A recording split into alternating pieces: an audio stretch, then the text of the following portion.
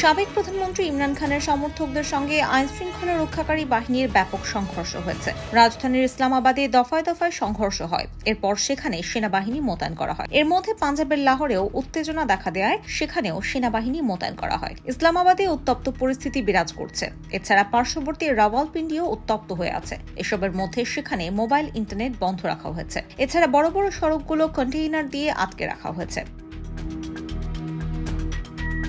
ইসলামাবাদের বিভিন্ন জায়গায় ইমরান খানের দল পিটিআইয়ের সমর্থকরা জড়ো হন। যদিও সেখানে 144 ধারা জারি করা হয়েছিল, কিন্তু এটি ভঙ্গ করে তারা সমবেত হন। তাদের লক্ষ্য ছিল ডি চকে বিক্ষোভ করবেন, কিন্তু পুলিশের বাধায় তা পণ্ড হয়ে যায়। ওই সময় বিক্ষোভের জন্য জড়ো হওয়ায় পিটিআই সমর্থকদের সঙ্গে পুলিশের ব্যাপক সংঘর্ষ বাধে।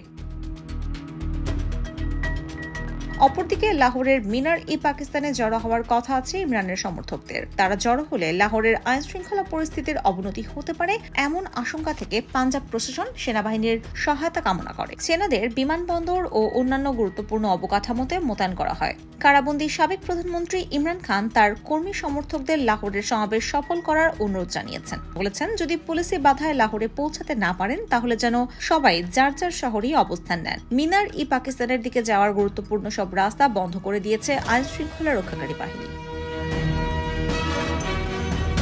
IPTV USA, new York.